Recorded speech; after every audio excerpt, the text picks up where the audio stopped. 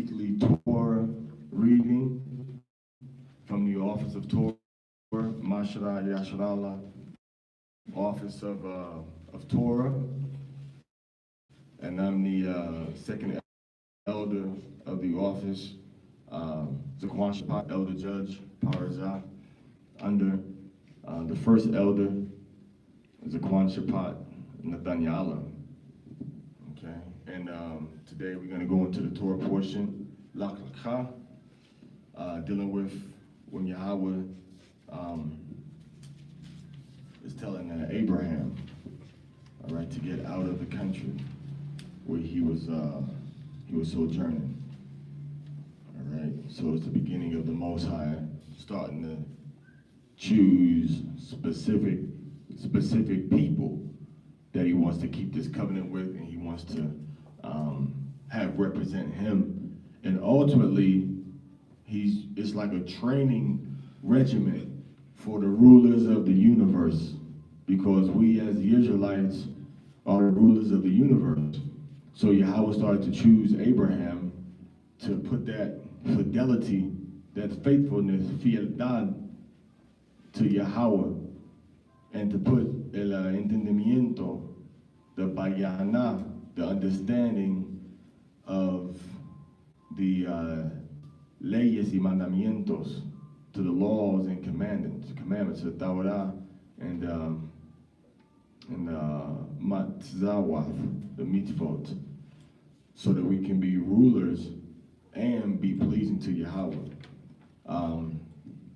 This is a list of the 12 tribes that I'm going to read quickly, just so you know exactly who this covenant pertains to, exactly who are the chosen that come from the loins and the line of Abraham. Okay, we have Reuben, which is the Florida natives, and the Appalachi, the Hittite, the Miccosukee, the Timucua, and the Seminoles. We have Judah, mainly the captives of bondage brought to North America, to America. Levi, the Haitians. Joseph had two sons. The Boricua and Taino are the tribe of Ephraim. The Siboney, Cubanacan, the Taino, and the people of Cuba are Manasseh. The tribe of Benjamin are those people that was brought in slavery to most of the Caribbean islands, okay? The Anguilla, Barbuda, Aruba, Bahamas, Barbados, Belize, Bermuda, Bonaire, British Virgin Islands, Cayman Islands, Curacao, Dominica, French Guiana, Grenada, Guadeloupe, Guyana, Jamaica, Martinique, Montserrat, Saba, St. Barts, St. Eustatius, St. Kitts and Nevis, St. Lucia, St. Martin, St. Vincent and Grenadines, Suriname, Trinidad and Tobago, Turks and Caicos, and the U.S. Virgin Islands. The tribe of Dan are the natives of Anguilla, the indigenous people of Anguilla, Barbuda, Bahamas, Barbados, British Virgin Islands, Dominica, French Guiana, Grenada, Guadeloupe, Guyana, Martinique, Montserrat, Saba, St. Barts, St. Eustatius, St. Kitts and Nevis, St. Lucia, St. Martin, St. Vincent and Grenadines, Suriname, Trinidad and Tobago, Turks and Caicos, U.S. Virgin Islands, and all Garifuna and Black Caribs of the islands and of Central America and South America. For example, you have some of the Garifuna over in Suriname. The tribe of Simeon, the Taino natives of Dominican Republic and the ones that came near slavery.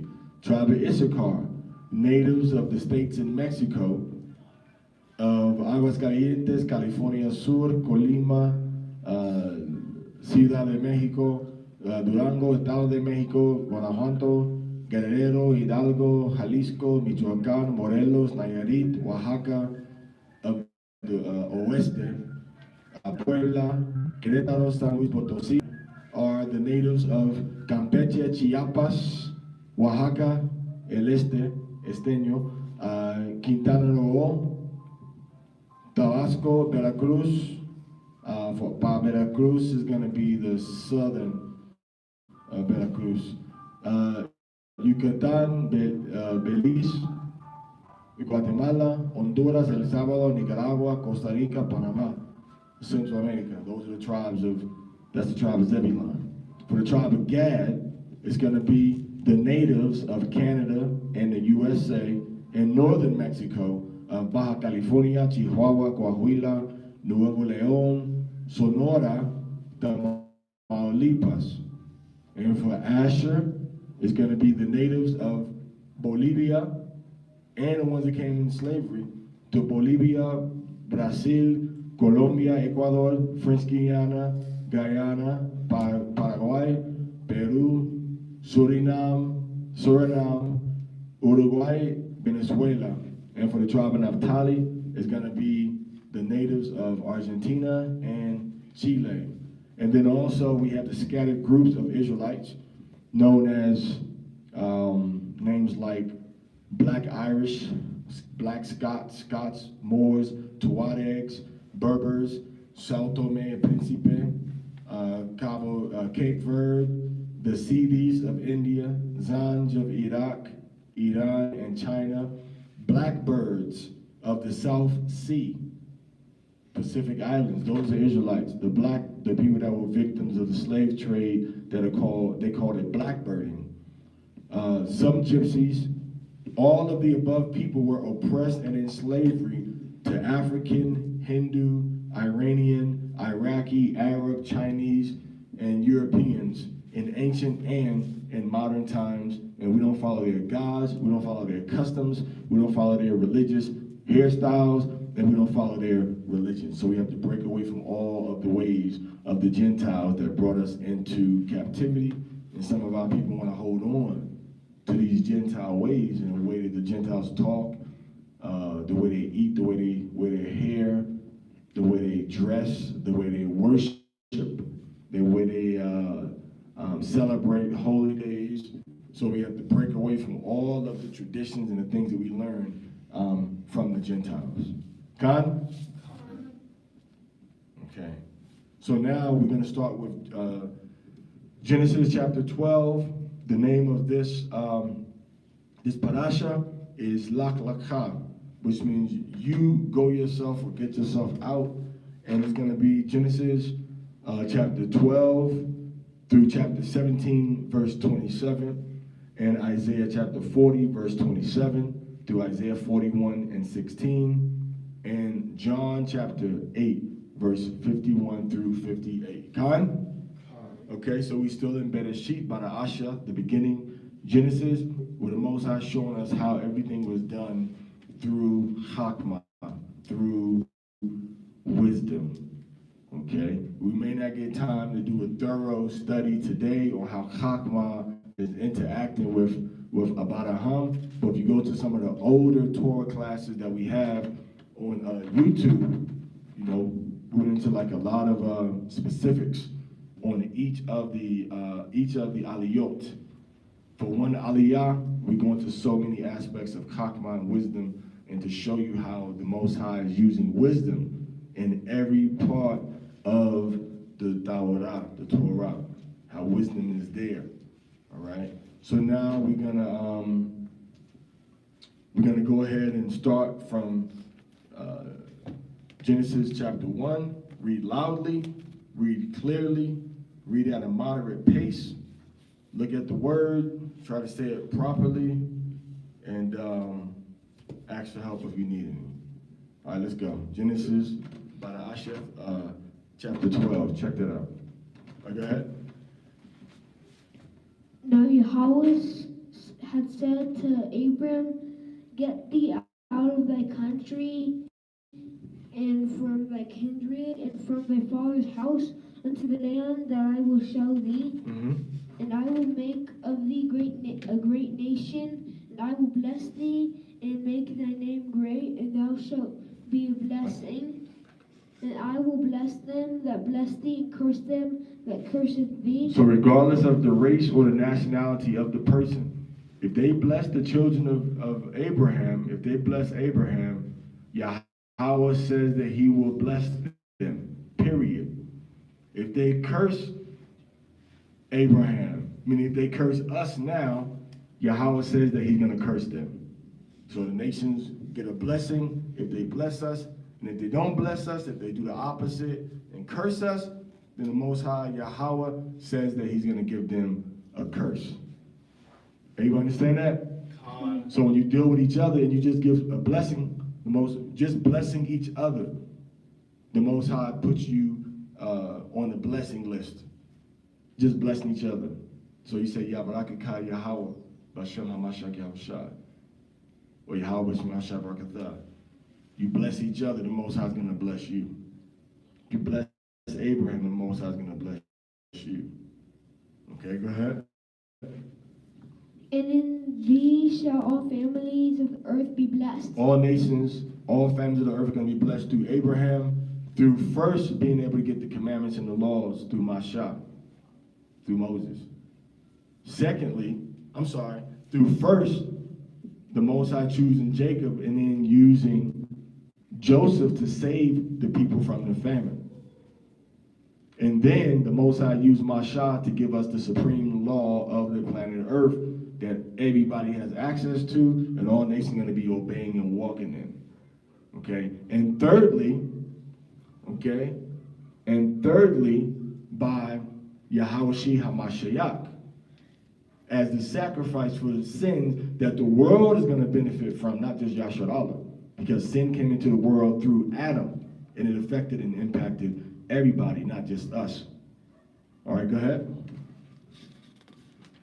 So Abram departed as Yahweh had spoken unto him, and Lot, when he departed out of Haran, and Lot went with him, and Abram was 75 years old when he departed out of Haran. So Haran is Haran, or Haran, which is in the northern part of Syria.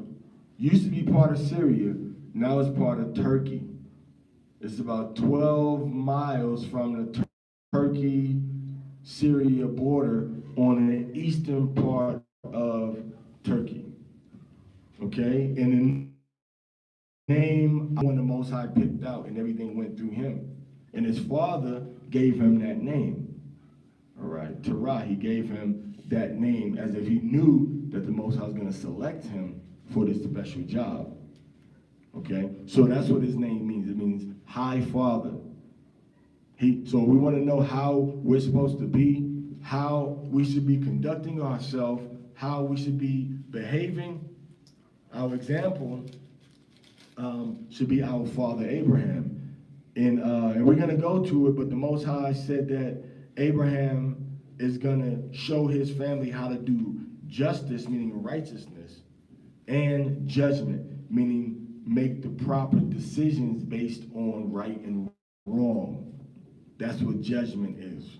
Making the proper decisions based on right and wrong of the laws of Yahweh. All right? But he had to balance it out with Chakmah. All right? He had to use Chakmah in his situations also, which is we call wisdom. Go ahead. And Abram took Sarai his wife, and Lot his brother's son, and all their substance that they had gathered, and the souls that they had gotten in Haran, and they went forth to go into the land of Canaan, and into the land of Canaan they came. So they left they left from Haran, and they went into the land of Canaan. A lot of our people are obsessed with continental Africa, all right? But Yahweh took Abraham from Haran, all right, which is in the, like I said, Turkey, Syria area. From there, he went into the land of Canaan, which is connected to it's really between two countries. It's not part of Asia fully, and it's not part of Africa fully by the landmass that it is. All right. Now, let me explain this real quick also. The land river, going down to the Dead Sea and going all the way down to the Red Sea. You have big plates on the earth. And when these big plates move, they cause earthquakes. But some of the plates don't move. It's called a tectonic plate. Some of these plates under the earth don't move. All right? It's like if you build something and that way down at the bottom, 2, 4, 5, 6 miles at the bottom, it splits like this. But at the top, it's all solid land. But all that land like this, at the bottom is maybe open like this, okay? When it starts to shift, that's what causes the earthquakes. Everybody understand me? So now, when you go to into the land of Yasharallah, because what's the part of Israel that everybody forgets about? Even right now, you're probably not thinking about it. What part of ancient Israel do people forget about? And what is it called now? They forget about Eastern Israel on the eastern side of the Jordan River. And what's that area called mostly over there now? East of the Jordan River. What are some of them? What's the name that they call those places now? Anybody?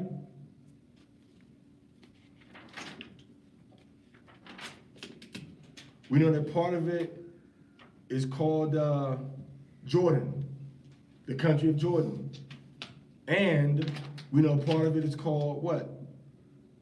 We know part of it is also called Syria today.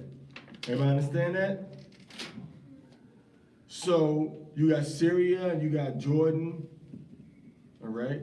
So right, maybe a little bit of Lebanon too. All right, when you get up into like the upper territories of Dan and Kadesh, that's in Libya, and that's in Lebanon now. But anyway, when you get up there, right, all the way from up there down, there's a split at the bottom. And that split is on two different plates. The plate on the east is called the Asiatic plate, meaning it's the Asian plate. And the plate on the west is called what? The African plate, because it goes from Israel and goes all the way down through Gaza and goes into Egypt. Okay? That landmass right there. And then from Egypt, of course, that same landmass is connected to, Ethiopia and Somalia, Sudan, and those areas. Okay? That's why you have to make sure you look at the maps, because the geography can help you understand the theology or the psychology a lot of times. So Israel sits both on the geological plate. When I say geological, I'm talking about just the earth and the rocks and the soil and the mountains and all of that, okay? Kind of in a topographic sense, on top of the map, and then the geology is everything pertaining to the dirt, the soil, the mountains, all right, the different levels of the civilizations, all right, that have leftovers of people's bodies and all of that, and makes then you got the oil, and you have diamond. That's all geology. Everybody understand me? So the geology of Israel is both on Africa and on Asia. All right? I'm talking about geologically. Everybody understand? Now, culturally, it would be more Asian. Why? Because most of our allies, most of our ethnic kins, our ethnic families that come from Shem, such as who? Such as Asher, the Assyrians in Iran, such as Aram, the Syrians in Syria, such as Ishmael, the Arabs in the Arabian subcontinent. These people are all Shemitic. So we have more culturally in common with these people, not with the people that are in Africa now. We didn't have a lot in common with the Egyptians. The clothing, the ceremonies was different. They came from Ham, and we came from Shem. Everybody understand that? All right, so make sure we understand. I just wanted to point that out, that Abraham was in Haran, and from Haran, they left, which is in Asia. All right, it's called Asia technically. All right, it's called Asia. And that's why Turkey is called what? What was the old name for Western Turkey, that whole area right there, was called Asia Minor. Right? Asia Minor, I mean, it's a small part of Asia. And a part of Asia from the Caucasus, mountains, Georgia, Russia, okay, Abkhazia, major. Everybody understand that? So he went from one part of Asia and then went into the continental geography of Africa, but not on the main continent of Africa. Okay, so you got India, they call that subcontinental. So let's call this part upper continental. But it doesn't belong to one or the other. It legitimately belongs to both. And that's how the world is divided. Because when you go east of there, you're getting into Europe. I mean, when you go west of there, you're getting into Europe. When you leave Israel, go on the water, you're gonna hit Greece after you go through Turkey. So it's like the crossroads of Ham, Shem, and Japheth, all right? So he left from Asia in Syria, which is now part of Turkey. And from there, he went down into Ham's territory. But these Hamites down there were more culturally related, culturally, not ethnically, but culturally related to the Israelites, to the Shemites in that area. Everybody understand what I'm saying? Okay. It's almost like they didn't live among their own people. They were isolated from Egypt, from the Cushites. They were surrounded by Arabs, Ishmaelites, Aramia, Aramaic people, and the Israelites, all right, as well as the children of Ashur, to the point that the Hittites had land and a kingdom, civilization in Turkey, what's called Turkey now, all right? They were there, okay? Not sure if it's gonna be Anatolia area of Turkey or not, but they were definitely in Turkey, all right? The Hittite areas.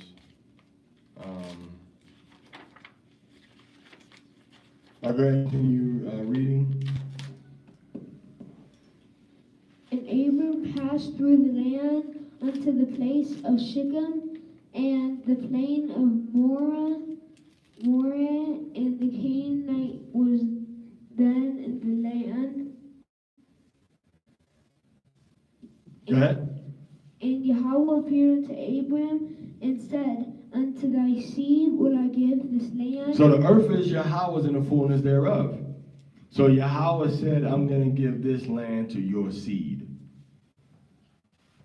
All right, go ahead. And Meaning they're going to occupy and own this country. Go ahead. And there builded he an altar unto Yahweh, who appeared unto him, and he removed from thence. Now, some of these altars that people built were monuments. All of them weren't just things that they built to.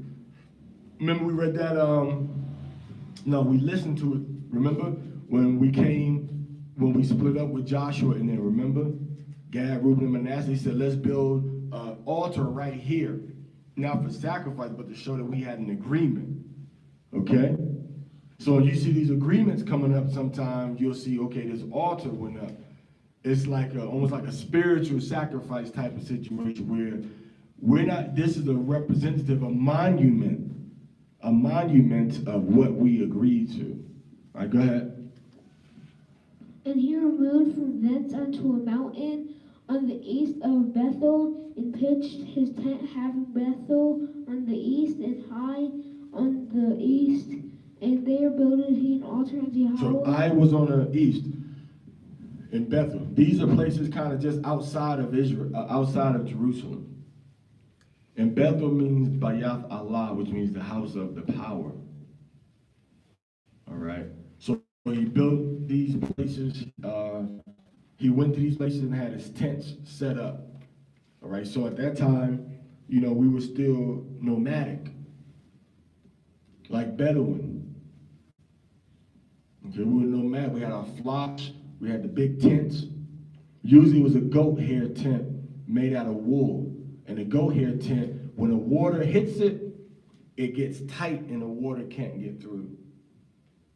Okay? Then it dries off, you can relax and open back up again so the air can breathe through a little better. So these are the types of tents that Abraham, our father, had set up in his, it was really a nomadic kingdom, what people would call now like a sheikh. Okay? When you think of a sheikh, right, you don't think of a palace in just one building. When you think of a sheikh, you think of somebody that has the camels and the big nice tents and soldiers and things of that nature. So that's what Abraham was like. Abraham was like a desert king or a nomad king. Because he had gotten wealth. Remember, when it was in Haran, they had gotten men and women. What does that mean? That mean they bought servants with money, and then people joined their household, joined the community that were going to be part of doing business, protection, and providing necessary services that we needed as a mobile community. And the same way we started out with Abraham is the same way we ended up with the children of Israel back in the desert again with our tents. All right? So there's nothing, so there's something to be said about this type of lifestyle when they had the tents and everything set up. Okay, all right, go ahead. And called upon the name of Yahweh, and Abram journeyed going on still toward the south. Wait, Abraham, read that again. And Abram journeyed going on still toward the south. Going on still toward the south. So he said we got to go a little deeper toward the south. Okay, go ahead. And there was a famine in the land, and Abram went down to Egypt to sojourn there. To sojourn? To sojourn there. So Abraham said, I'm going to go down to Egypt, just like we do now. Things get hard in one place where we may live at, we say we need to migrate and go someplace else. That's what Abraham did. It's a famine. I got a lot of food that I need to give to my community, so we need to go someplace else. All right, read. For the famine was grievous in the land, and it came to pass when he was come near unto to enter into Egypt, that he said unto Sarai, his wife, Read. Behold, now I know that thou art a fair woman So he said, Sarah, you're beautiful. Go ahead. to look upon. Uh-huh. Therefore it shall come to pass, when the Egyptians shall see thee, they shall say, This is his wife, and they will kill me, but they will save thee alive. They were what? Save thee alive. And this is what the Hamites were doing. They would kill the Israelite men, and they would keep the children. Not because we were enemies, but because they lusted after our women. They would murder the men just to have the woman. And that's what the Hamites did. They murdered the men to have the woman. You understand? So we have to be very careful because these are characteristics that are in people's spirits. Because we see this happening again and again, right, with different people, different Hamite people. All right, go ahead. Because remember real quick, the Canaanites were known for sexual deviancy, others and all of that. So the Most High warned us not to be like them. All right, go ahead.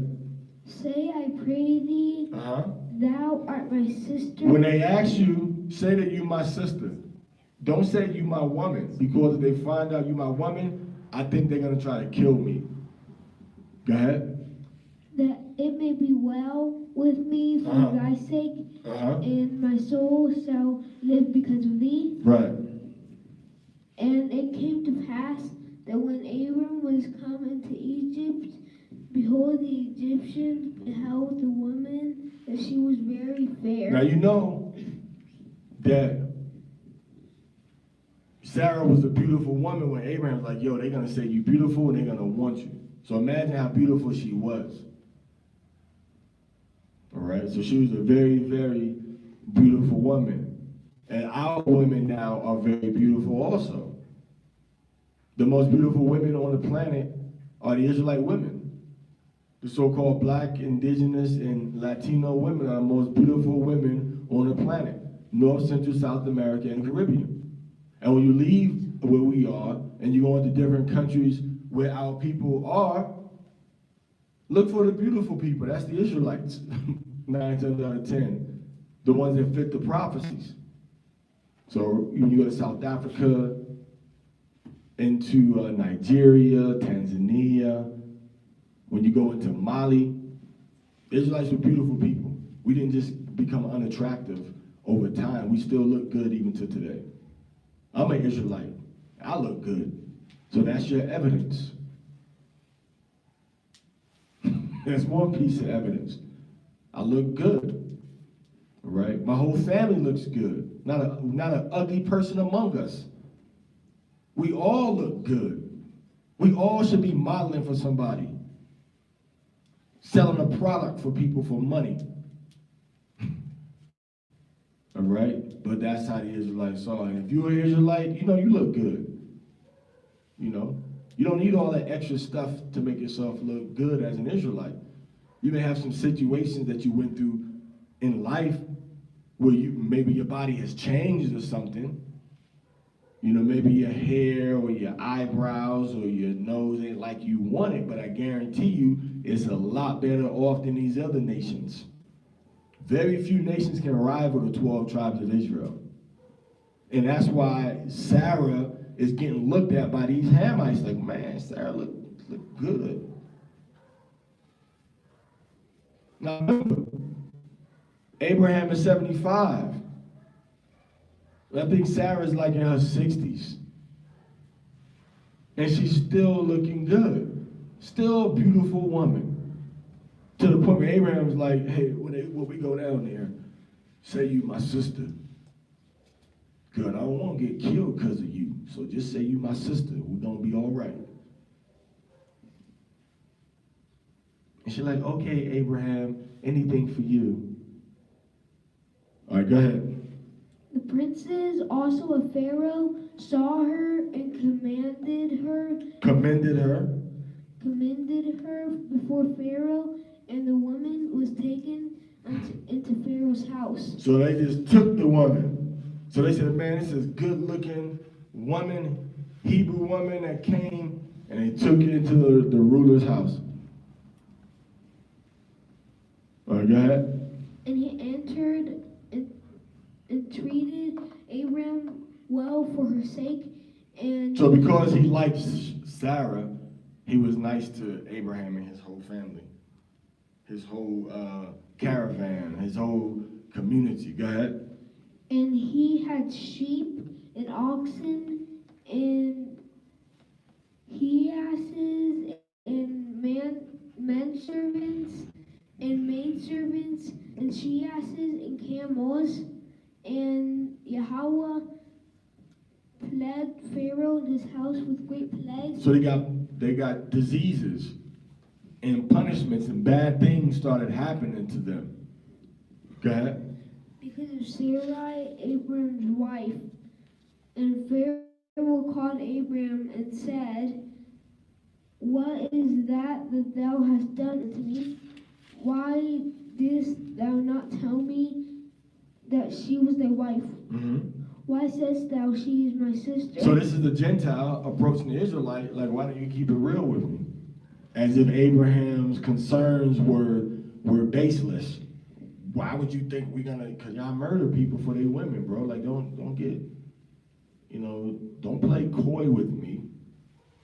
Don't get stupid. Like, come on, man. That's why, cause y'all murder people. Go ahead. So I might have taken her to me to wife. Now, therefore. So I could have took her to my wife, man. I could have went into another man's wife. It'd have been a problem. And that's why they would kill you. Abraham's like, well, yeah, you could have went into my wife on accident. Or I could have took a chance of you murdering me and still going into my wife on purpose. So I chose to tell you that she's my sister. All right, go ahead. Behold, thy wife, take her and go thy way. Take your woman and get out, please. And Pharaoh commanded his men concerning him, and they sent him away, and his wife, and all that he had. Kadashah bar Yahweh. Kadashah bar Yahweh. Naishah Nashmai. Naishah Nashami. All the Yahweh said. All the Yahweh said. What we doing here? What we doing here? So everybody went out. Okay. Everybody went out. He had his servants with him, no penalty, and they moved on. All right. Let's see where they went. All right, let's go to verse 1 of chapter 13. Go ahead. And Abram went out of Egypt. So he went out of Egypt with much substance. Go ahead. He and his wife and all that he had. Right. And Lot with him, and to the south. Mm-hmm. And Abram was very rich in cattle. So Abraham had a lot of material possession. Go ahead. And silver and he had a lot of precious metals. Go ahead. in gold. Silver and very rich in silver, gold. Very rich in commodities. Very rich in precious metals. Cattle. All right. So what did he do with these cattle? He was consuming dairy products. He was consuming the meat in some instances. So Yahweh we weren't a vegan society or culture. But we did eat a lot of beans, vegetables, and fruits so that the fat that came from these things didn't just stay in our bodies. They could get pushed out, and then we could extract what we needed from the milk and from the cheese and from the yogurt. And then the rest would get passed out of our system because we were eating the greens and the vegetables and the figs, right? And the dates, and it's keeping our blood clean, keeping our system clean, our intestines were kept clean. So we had a balanced diet. And people are getting sick now because they don't have that balanced diet because they try to just eat cattle and a little bit of salad. When it should be salad and a little bit of cattle, salad and a little bit of beef, a little bit of goat or chicken or fish. But a lot of times what happens, the fish becomes the main course. Not even just the main course, but the largest course. We have like a little spinach or cabbage, and you get like 3-4 pieces of big fried fish. And it has an effect on your body. We ate fish, but we ate more of the healthier herbs from the earth, the vegetables and fruits. All right, go ahead. And he went on his journeys from the south even to Bethel. So back to his spot. Go ahead. Unto the place where his tent had been at the beginning between Bethel and Hai, unto the place of the altar which he made there at the first, and there Abram called on the name of Yahweh. Mm-hmm. And Lot also, which went with Abram, had flocks and herds and tents. And the land the land was not able to bear them, So Lot and Abraham started to multiply. Go ahead. that they might dwell together, for their substance was great, so that they could not dwell together. And there was a strife between the herdmen of Abram's cattle So the workers of Abraham and who else? and the herdmen of Lot's cattle. They had a problem with each other. All right, they had a disagreement. Go ahead. And the Canaanite of the Perizzite dwelled then in the land. And Abram said unto Lot, let there be no strife, I pray thee, between me and thee. Meaning what? We are two Hebrews, and you are my nephew.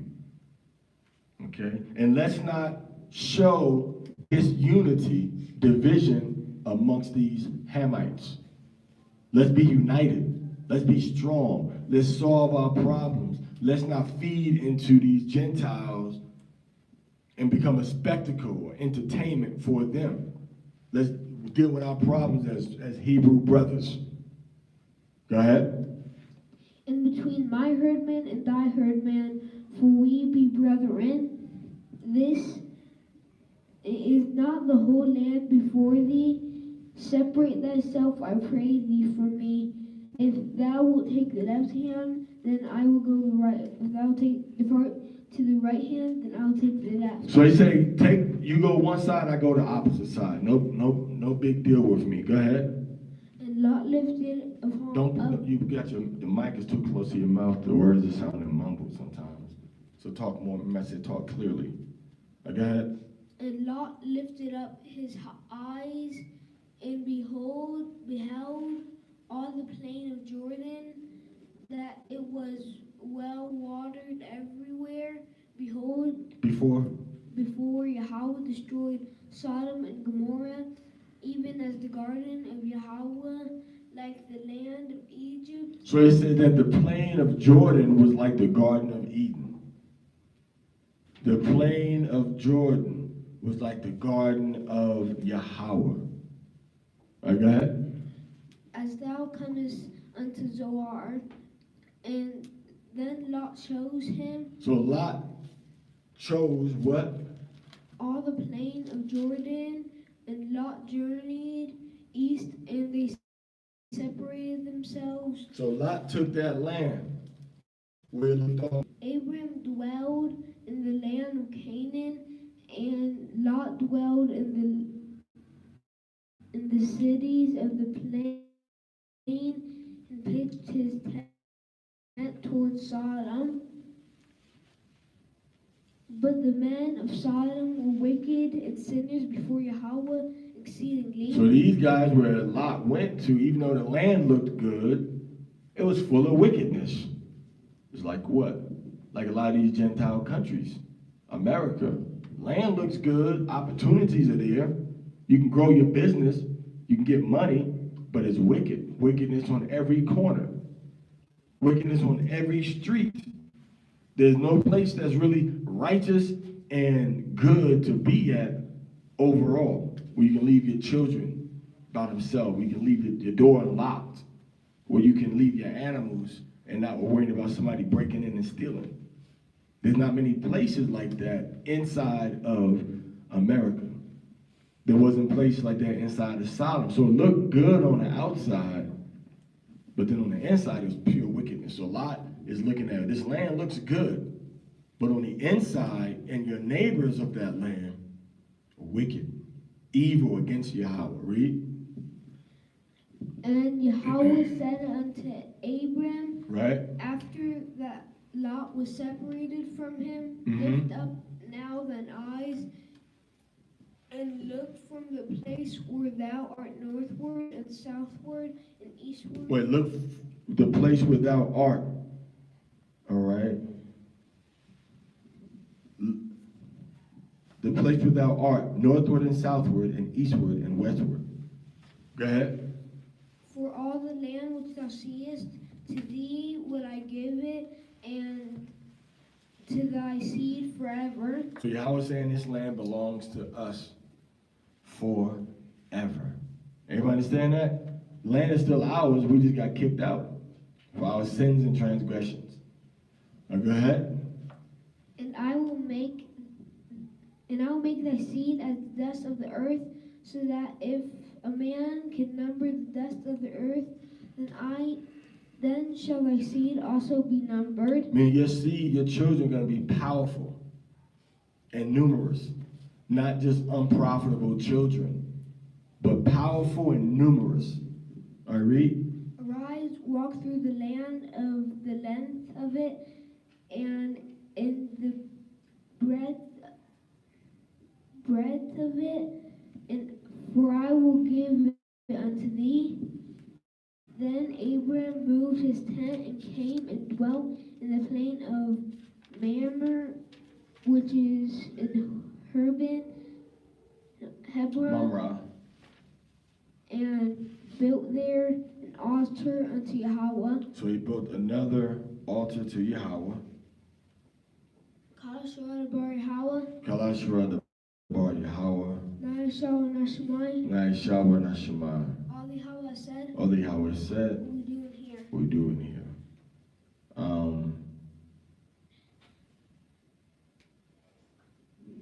So they call it Hebron. Now Josephus says that Hebron was older than Memphis. It was an old city. And he says that supposedly in that area was an oak tree. And that oak tree had been around from creation. Okay?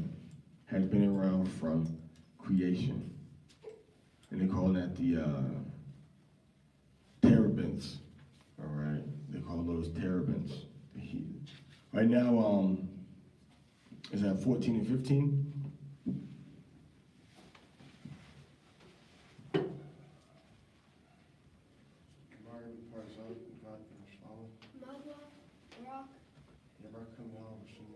Yeah, but I can kind of how about Shimi Shah.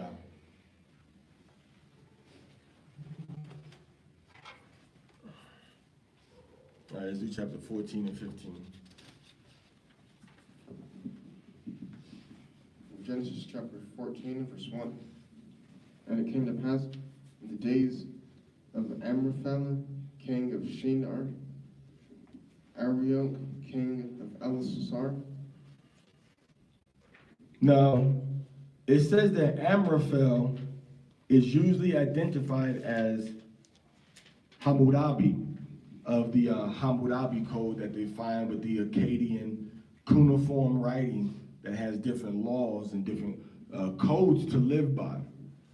Okay? It said he was a great and enlightened king of Babylon.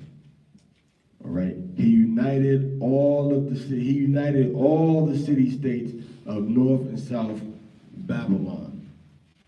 Okay? He defeated the Elamites. He defeated Elam. Okay? And he codified the Babylonian law. Okay.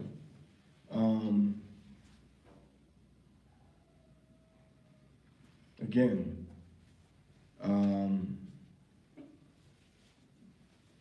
so he built up all the different cities and joined them together. All right. So again, they said that usually they say this king is Hammurabi. All right.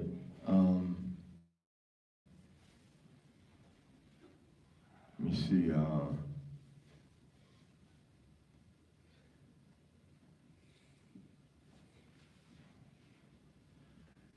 Now, they say his name is Amrapal. Okay. So anyway, go ahead. Let's continue. Chedorlaomer, king of Elam. So Chedorlaomer, okay, king of Elam. All right, so Elam is going to be the people in India today. Go ahead. And Tadam, king of nations. Mm-hmm. These that made war with Bera, king of Sodom, and Birsha, king of Gomorrah, Shinab, king of Admah, and Shemeber, king of Zeboim, and the king of Bela, which is Zoar. Right. All these were joined together in the valley of Siddim, which is the Salt Sea. Right. 12 years they served Chedorlaomer. So Chedorlaomer was the king of everybody. Okay. Go ahead. And in the 14th year came Chedorlaomer and the kings that were with him, and they smote the Rephaims and the Ashtaroth, Carnavim, and the Zunims and Ham and their Mount Seir unto El-Pharan, which is also the Amorites. So the Amalekites was the Edomite, was a family where the Edomites ended up settling. But the people that is talking about right here are not the Amalekites, right? Because Amalek comes from Edom, and Edom is still in the loins of Abraham. He's not alive yet. Okay? He's not alive yet. So the country of the Amalekites, it's like if somebody says, yeah, man, that tribe, the Miami tribe, they controlled all of Ohio. But at the time, it wasn't called Ohio. Or the Miccosukee used to control the waterways in Florida. But at the time, it wasn't called Florida. All right, go ahead.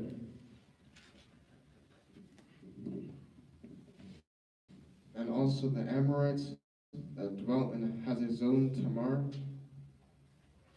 and the king of Zebulun, and the king of Bela, the same as Zoar. So all of these are Sodom and Gomorrah cities. Sodom and Gomorrah cities.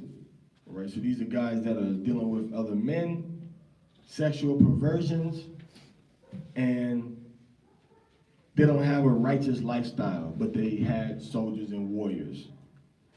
But what happens? Go ahead. And they joined battle with them in the valley of Siddim, with Chedorlaomer, the king of Elam, and with Tadam, king of nations, and with Ampharam, king of Shinar, and Ariel, king of Elasar, 4 kings with 5. And the valley of Siddim was full of slime pits, and the kings of Sodom and Gomorrah. The slime pits talking about like natural tar reserves. Tar like the black, sticky tar. All right? Go ahead. And the kings of Sodom and Gomorrah fled and fell there. So they was unprepared. They were running, and they fell into the slime pits or the tar areas. All right, go ahead. And they that remained fled to the mountain. Now that's ironic, isn't it? Because then the Most High had told Lot to leave and run, right? He ran to the mountain country, right? So we see the same thing. So this is like a foreshadow of what's going to happen with Lot as a result of living in Sodom. Go ahead. And they took all the goods of Sodom and Gomorrah and all their victuals and went their way. And they took Lot, Dun, dun, dun. Abram's brother's son. So they kidnapped Lot too as a prisoner of war. Go ahead. Who dwelt in Sodom, and his goods, and departed. So they took him and all of his crops, all of his resources, all of his family. Maybe I should double think messing with him. All right, go ahead.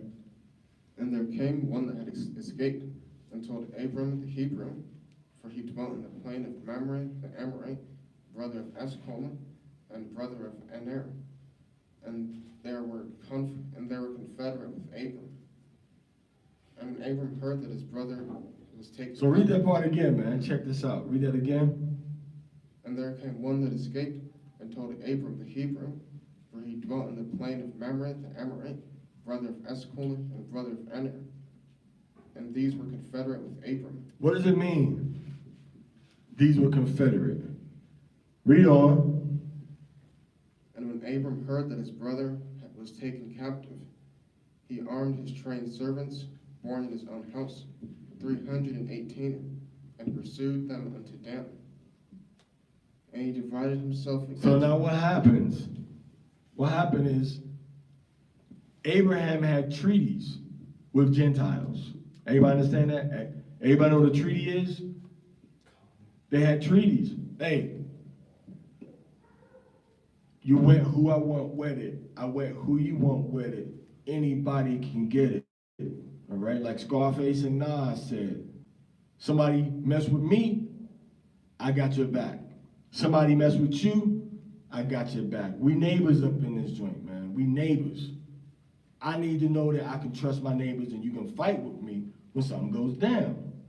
And people don't do this anymore. People don't have treaties, but people break treaties all the time, as we know from firsthand. They broke all the treaties they had with the Gadites, so-called North American Indians. Broke all the treaties. But Abraham, he's going to honor his treaty, and he's going to make sure he gets his nephew Lot back. Come on, nephew, we up out of here. So he got to get his nephew back and his nephew family. And it's good, because remember, he was a high-level prisoner of war. 9 times out of 10, when you kidnap somebody like that, you kept what they had, and then you said, if you want him back, you need to give me, 5,000 pieces of silver. If you want him back. All right, go ahead. And he divided himself against them, he and his servants, by night, and smote them, and pursued them unto Hobah. So they did a nighttime guerrilla raid. Guerrilla is not G-O-R, it's G-U-E-R-R, guerrilla. Like a small war where you don't fight on a battlefield, soldier up against soldier. You sneak attack. And you go in at night, or you go in where and when they least suspect you, and you jump on them. You don't go fight head on. So he was engaging in guerrilla warfare. So when he engaged in that with his soldiers, he won. I start from that verse again. And he divided himself against them, he and his servants, by night, and smote them, and pursued them unto Hobah, which is on the left hand of Damascus. And he brought back all the goods, and also brought again his brother Lot, and his goods. Now his soldiers, 318 of these men that he's about to go out in a large company and get his nephew back. Would you do that for your family? Your family been kidnapped by one of the mightiest nations, one of the mightiest kingdoms.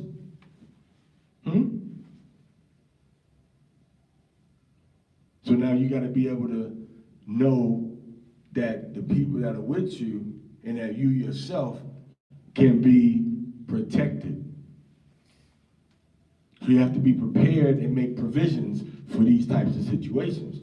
So he had men that were trained, right? Men that knew how to fight. Trained men. Men that knew the art of war.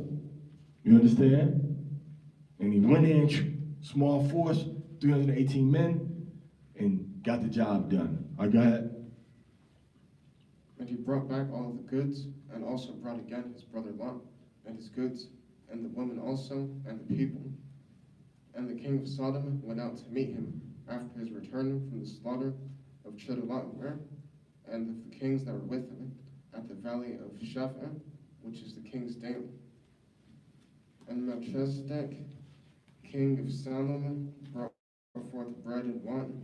Melchizedek, which is the king of righteousness. Right? Melchizedek is the king of righteousness. All right? My king is righteous. You see it being talked about in Psalm 110, chapter 110, verse 4. Thou art a priest forever after the order of Melchizedek. All right? So you got that priest and the king in that same office. All right.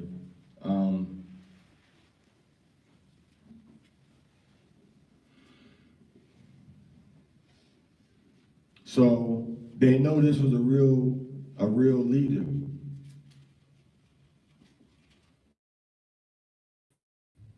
All right, go ahead. We're not gonna get into it right now, though. All right, go ahead. And he was the priest of the Most High Lech. And he blessed him and said, Blessed be Abram of the Most High Lech, possessor of heaven and earth.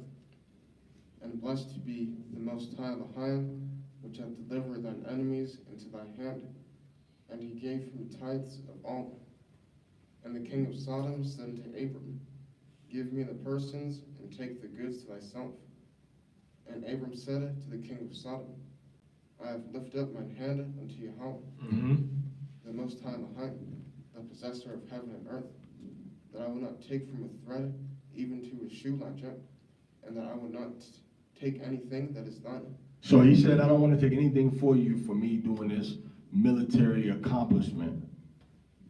I don't want anything from you, because you're not going to be able to say that you're the one that made me rich, or you made me come up, or because of what you gave me, it put me in such a good position that I was able to achieve so many more things. That no, you can keep your stuff.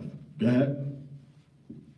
Lest thou shouldest say, I have made Abram rich, save only that which the young men have eaten, and the portion of the men which went with me, Aner, Eshcol, and Mamre, let them take their portion. So he said, let these other men get what you want to give them, but me, I don't want nothing. All right, go ahead. Kalashra the body Yahweh, Shawa Nashami. All Yahweh said, All that Yahweh said, what we do, he said, Fear not, Abram, I am thy shield, and thy exceeding great reward. And Abram said, Yahweh Lech, my house is this Eliezer of Damascus. Eliezer of Damascus, meaning he was probably what? Syrian. Probably joined them when he was in Haran. He was Aram Yah, he was a Syrian.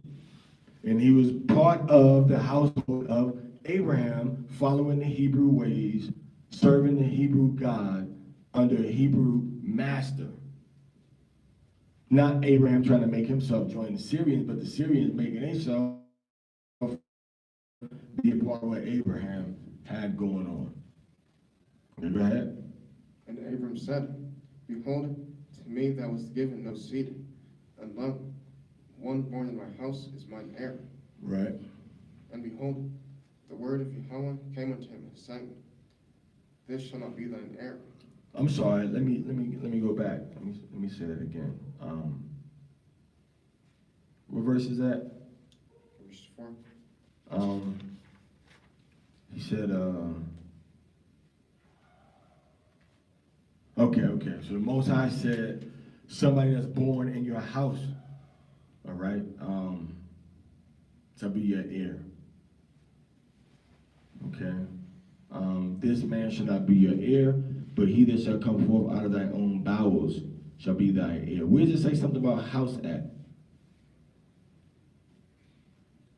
Was that, you just read something about house? It's verse 3. Okay. Behold, to me thou hast given no seed, and lo, one born in my house is to be mine heir. Okay.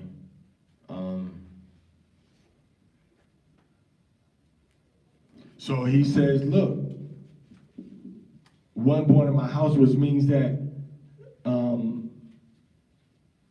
his parents, you understand? The parents of Eleazar, mother or father, had to also be part of the household of Abraham, right? Because he was born in Abraham's house, right? He was born there, so who gave birth to him? A woman, right? So that woman was part of Abraham's family also. So this is a generational thing.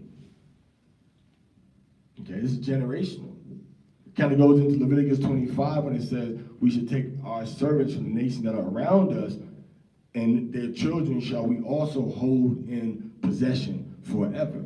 So Abraham says, okay, Eleazar is good, but I don't want him giving all my stuff to him. Why does he consider Lot to be the person that can inherit? That's his, as far as what we know, his closest living relative. Have any children? Abraham doesn't. So why did he say, okay, I'm gonna give it to Lot? Was Lot's spirit not in the right mindset? Was Lot too engaged in the ways of Sodom? Was Lot unappreciative when Abraham came and rescued him? So we gotta wonder why he doesn't say, okay, I'm gonna give everything to Abraham. I'm gonna give everything to Lot. He said, nah, Eleazar, right? Maybe he looked at Eleazar as like a son figure to him, more so than Lot. All right, go ahead, continue. Call your verse. Verse 5. Go ahead. And tell the stars, if thou be able to number them. Mm-hmm. And he said unto him, so shall thy seed be. And he believed in Yahweh, and he counted it to him for righteousness. And he said unto him, so when Yahweh said something to him, he believed it. Go ahead. And he said unto him, I am Yahweh that brought thee out of Ur of the Chaldees, Right. to give thee this land to inherit it. And he said, Yahweh Elohim, whereby shall I know that I shall inherit it? And he said unto him, Take me an heifer of 3 years old. So this is starting out. How shall I know that I'm gonna inherit it?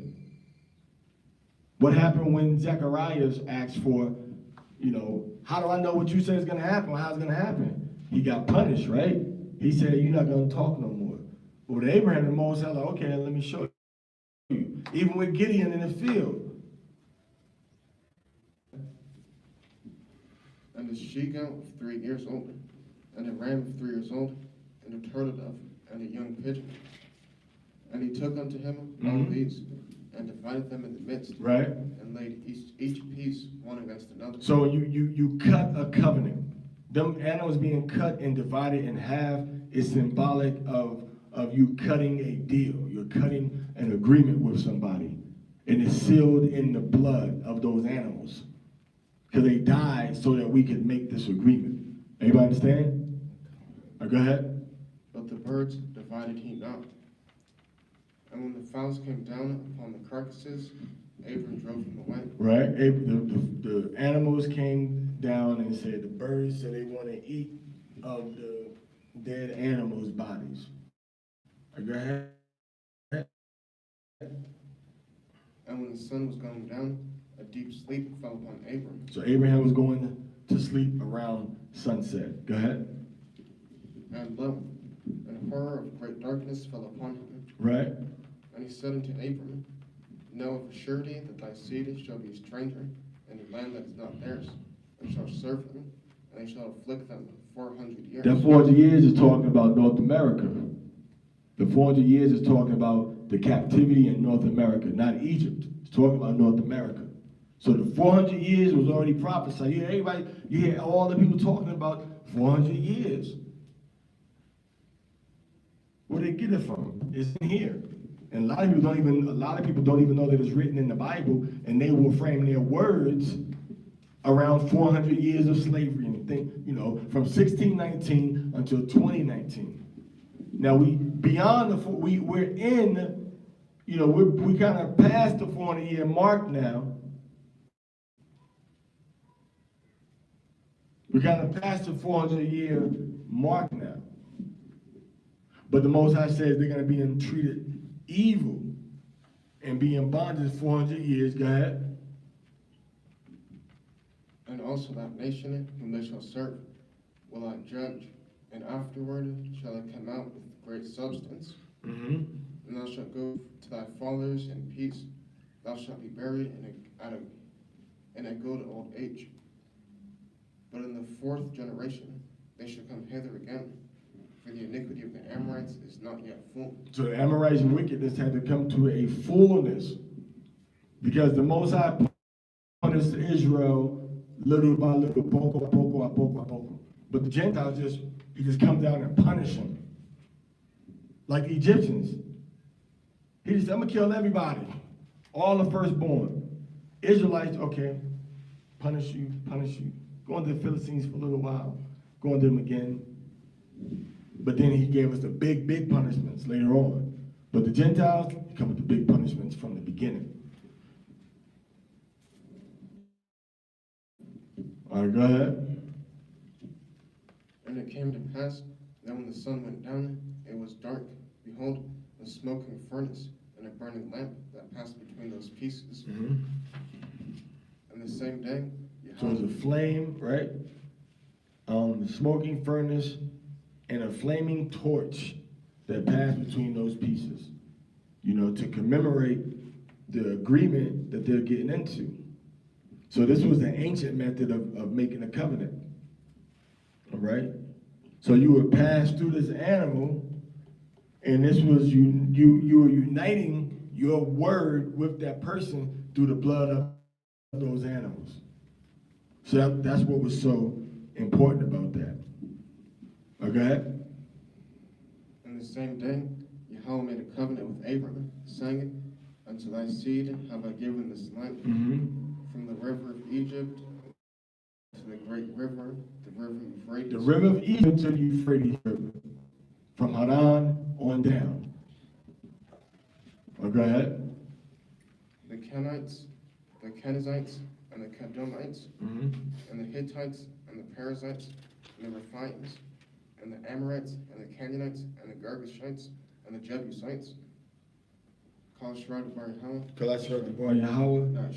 Nashama Nashama. All that Yahweh said. All that Yahweh said. What we doing here? What we doing here. So we see that Yahweh has given us all of this land. But there's Canaanites there. There's Hamites in these lands. So the Most High is going to allow us to take them out under Joshua, and we're going to get put back into that land. Okay? All right, chapter 16 and chapter 16 and 17. All right, I'm about Parzaf and God bring a shower. Yeah, Barak coming how about Shimmy al Shai. Yeah, but I carry how what's in your shot.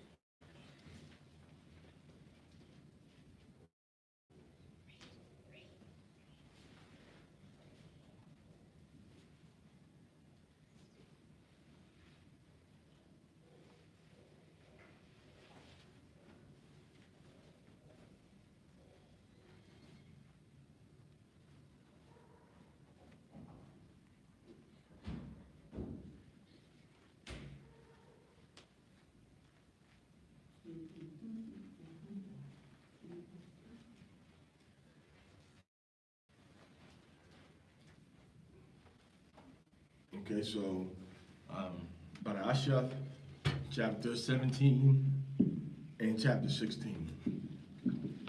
All right. Genesis chapter 16, verse 1.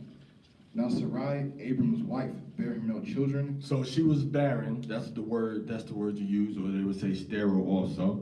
Couldn't have children. Okay. And had an handmaid, an Egyptian, whose name was Hagar. And Sarah said unto Abram, Behold now, Yahweh hath restrained me from bearing. I pray thee, go in unto my maid. It may be that I restrain from. It may be that I may obtain children by her. And so she said, Sarah, very unselfishly, she said, I can't have children. Why don't you go and become the husband, make Sarah your wife, so that she can have children for you, for the household, because you need a son. Okay? You need a son. And she wasn't saying, well, the Most High is going to give us this baby because he promised. She said, well, it's not going to come through me. Go ahead and try to have a baby with Hagar. Make her your wife. She wasn't selfish. She wasn't wicked, and she wasn't evil about it. But Hagar, on the other hand, got very mean in her mindset against Sarah. All right, go ahead. And Abram hearkened. Or Sarai, go ahead. And Abram hearkened to the voice of Sarai. Meaning he took Hagar as his wife. Go ahead. And Sarai, Abram's wife, took Hagar, her maid, the Egyptian, after Abram had dwelt 10 years in the land of Canaan, and gave her to her husband Abram to be his wife. So she said, take my handmaid, and she'll become your wife. All right, go ahead. And he went in unto Hagar, Meaning he laid with her. Go ahead. and she conceived. So she got pregnant. Go ahead. And when she saw that she had conceived, her mistress was despised in her eyes. So when she saw that she got pregnant and Sarah wasn't pregnant, she started to feel disrespectful. She started to act disrespectful. She started to look at Sarah with disrespect. She was despised, all right? Meaning that Hagar was behaving in a disrespectful, in an ungrateful way toward her mistress, which is a female master. So she started to disrespect Sarah. Go ahead. And Sarai said unto Abram, my wrong be upon thee. I have given my maid into thy bosom. And when she saw that she had conceived, I was despised in her eyes. Yahweh judge between me and thee. So she told him, this woman is acting disrespectful toward me. So she took it right to her husband. She didn't say, well, let me fix this myself. I'm going to straighten it out myself. She went to her head and said, I got a problem with this woman over here.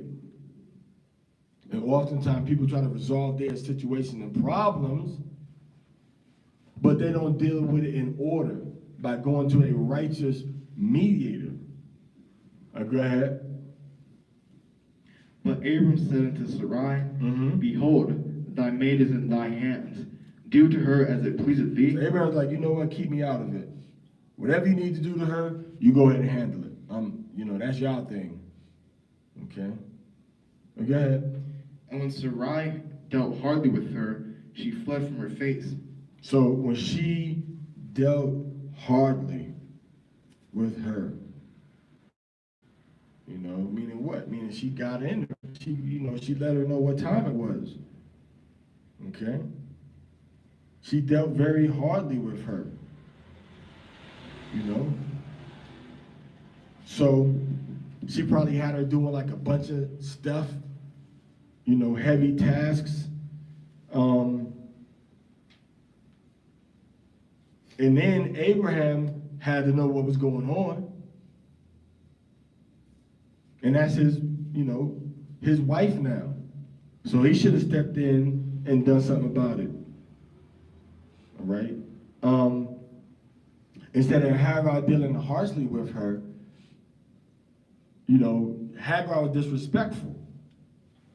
So her attitude and her mindset was harsh toward Sarah. So when Sarah came back and said, okay, we can bring this into the physical world then. Go wash the tent. Clean the tent. Make me 25 pieces of hard to cook, hard to make bread. So she dealt harshly with her. Now, she might have, given her some chastisement that was a bit physical, for all we know. Okay? Go ahead. And the angel of Yahweh found her by a fountain of water. So she dealt with it so bad that, Hagar went her way. Hagar went her way. All right, so she dealt so hard that she ran away from her. She ran away. All right, go ahead. And the angel of Yahweh found her by a fountain of water in the wilderness, by the fountain in the way of Shur. And he said, Hagar, Sarai's maid, whence camest thou, and whither wilt thou go? And she said, I flee from the famine to her. Return to thy mistress, and submit thyself unto her under her hands. And the angel of Yahweh said unto her, I will multiply thy seed exceedingly, and that it shall not be numbered for multitude. Talking about Ishmael, right? So the Arabs, all right, Dubai, Qatar, Yemen, Oman, Saudi Arabia, right? Some of Iran, Palestine, Northeast Africa, in Egypt, and in Tunisia, Algeria, Morocco. These are all countries that were occupied by the children of Ishmael. The West Bank, Gaza, Syria, well, not really Syria, so to speak, but all the other places were occupied by the children of Hagar, and some of the children of Torah, all right? The Arab nations, all right? Go ahead. And the angel of Yahweh said unto her, Behold, thou art a child, and shalt bear a son, and shalt call his name Ishmael, because Yahweh hath heard thy affliction.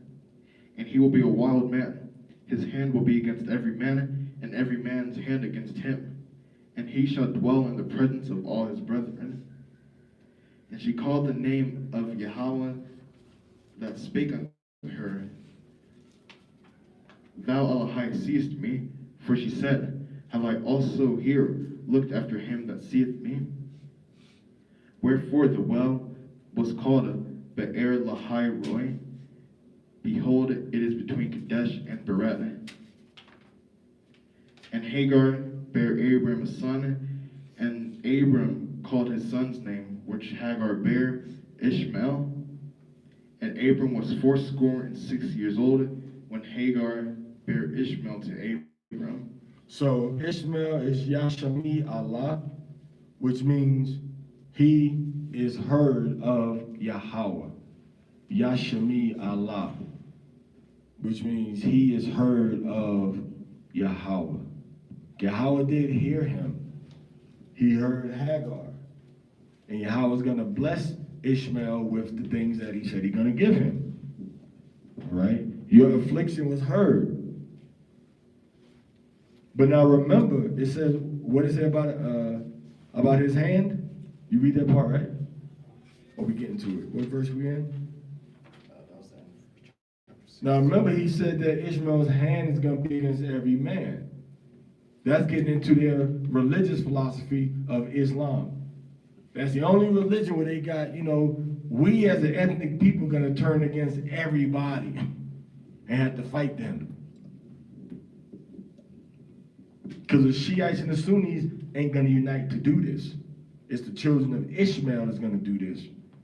And all these other nations, the Africans and the Indonesians, the Malaysians, all right, all of the people in Pakistan that have joined unto Islam to call themselves Sunni Muslims, the Arabs ain't going to deal with them because Ishmael's going to turn back to his own people. And he's going to turn against all the other nations that have joined his religion. So he's going to be a wild ass of a man. I mean, he's going to dwell. Wild asses, when you look in the Middle East, they got a bunch of wild donkeys that just dwelled in the wilderness. Dwelled in the wilderness. All right? No authority. We do what we want to do. We got our own chief. You can't walk up on a wild ass, so they treacherous towards strangers. All right? Always ready for war and to pillage. All right? So these are the things that Ishmael, as the father of the Arabs, as the originators, the Arabs are, of Islam, because don't just think Muhammad just sat back and thought about all this stuff by himself. He had a whole people council working with him to create this religion. And it was an amalgamation of things that he had heard and of the Torah. Okay? So now, they all came together and they created Islam, and through Islam is how they're gonna become against every man, and every man's hand against him. Through the jihad is what they call it. But we as the children of Yasha Allah, the Most High is gonna put us above all the nations in rulership forever. So Israel don't have anything coming. His religion is not gonna save him. His Quran is not gonna benefit him. The Torah, the children of Yasha Allah, and Yahweh Shih HaMashiach is what Yahweh is gonna use to put the world in order. Not Islam through their surahs and the laws that they just made up last week. All right, go ahead. Al Shirad Bar Yahweh, Kala Shirad Debar Yahweh. Naisham and Nashimai. Nice show, nice Shemai. All the Yahweh said, All the Yahweh said, what we doing here? what we doing here. Genesis chapter 17, verse 1. And when Abram was 90 years old and 9, Yahweh appeared to Abram and said unto him, I am Yahweh, walk before me and be thou perfect, and I will make my covenant between me and thee, and will multiply thee exceedingly. And Abram fell on his face, and Elohai talked with him, saying, As for me, behold, my covenant is with thee, and thou shalt be a father of many nations. Neither shall thy name be any more called Abram, but thy name shall be Abraham. For a father of many nations have I made thee, and I will make thee exceeding fruitful, and I will make nations of thee, and kings shall come out of thee. And I will establish my covenant between me and thee, and thy seed after thee, and their generations, for an everlasting covenant, to be an Elohai unto thee, and to thy seed after thee. So everlasting covenant, and kings gonna come out of us. Kings, rulers of nations. People that's gonna be putting down the laws and the commandments. Matter of fact, we're gonna be a nation of priests and a nation of kings, like the scripture said. All right, Exodus chapter 19, verse 6. Revelation chapter 1, verse 6. And Revelation chapter 5, verse 10. We're going to become kings and priests, and we're going to rule on the earth. All the land of Canaan for an everlasting possession, and I will be their Elohai. And Elohai said to Abraham, Thou shalt keep my covenant, therefore, thou and thy seed after thee in their generations. This is my covenant, which ye shall keep. Every man, child among you shall be circumcised. Circumcised meaning the skin that's at the end of the male member, their male member, right? Their private parts. That little piece of skin gets cut off of all the boys on the 8th day to enter into covenant. See, the girls come in through their brothers and through their mothers and through their husbands. They don't come into that covenant by themselves. It's got to be, and they bring forth the children that are coming into covenant. So when you go out and marry a heathen man that's following a whole different religion than God, right, you breaking that covenant also, because you ain't bringing in people into covenant with the Most High. You bringing people into covenant with a whole nother God. So when you have a son and you don't bring your son into covenant, the man and the woman, and you put your son under another religion, another philosophy, you put the son under a whole nother culture, you're going against the covenant also. All male children of Israelite origin are supposed to be born, are supposed to be put into, are supposed to be circumcised for the covenant of Yasha Allah and Yahweh. That started with Abraham. Goes back to Abraham. But the covenant was solidified when we came out of Egypt in Exodus chapter 19 and 20. And we entered into covenant through the blood of the heifer the blood of the cow being sprinkled onto the children of Israel. So all males got to come into that covenant, man. All right, go ahead. And he shall circumcise the flesh of your foreskin, and it shall be a token of the covenant betwixt me and you. And he that is 8 days old shall be circumcised among you, every man child in your generations, he that is born in the house or bought with money of any stranger, which is not of thy seed. He that is born in thy house, and he that is bought with thy money, must needs be circumcised. And my covenant shall be in your flesh for an everlasting covenant. And the uncircumcised man-child, So the person that doesn't get circumcised, okay, whose flesh of his foreskin is not circumcised, that soul shall be cut off from his people. He hath broken my covenant. And Elohai said unto Abraham, as for Sarai thy wife, thou shalt not call her name Sarai, but Sarah shall be her name. And I will bless her, and give thee a son also of her. Yea, I will bless her, and she shall be a mother of nations. Kings of peoples shall be of her. Then Abraham and Sarai, that is 90 years old, bare. so she was 10 years. So Abraham was what, 75? I said she was in her 60s, right? So she's 10 years difference with him, right? It's a, what's the ages again? 90 and? Well, it says he's 99, Right, and she's? and she's 10 years younger. And she's Okay, right, so 99 and 89. So she's 10 years younger than him. Everybody got that? 10 years difference. Man, how old were they when they got married? You know? If he was 30, she was 20. If she was 18, she was 28. That would be a scandal in America. All right? That would be a major scandal. All right, go ahead. And Abraham said unto Elohai, oh, that Ishmael might live before thee. Oh, let Ishmael live. Meaning, don't destroy or kill my seed. See, Abraham was thinking that this is the seed that the Most High promised. Maybe he was thinking that. I can't speak for my father. Maybe he was, maybe he wasn't. All right, go ahead. And Elohai said, Sarah thy wife shall bear thee a son indeed, and thou shalt call his name Isaac. And I will establish my covenant with him for an everlasting covenant, and with his seed after him. And as for Ishmael, I have heard thee. Behold, I have blessed him, and will make him fruitful, and will multiply him exceedingly. So Ishmael is not going to be left out of the picture. He's going to be fruitful and be multiplied. But what? Go ahead.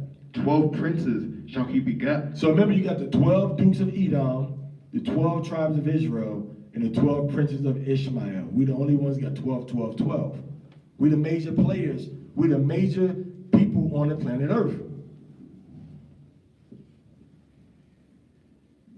All right? The white man is Edom.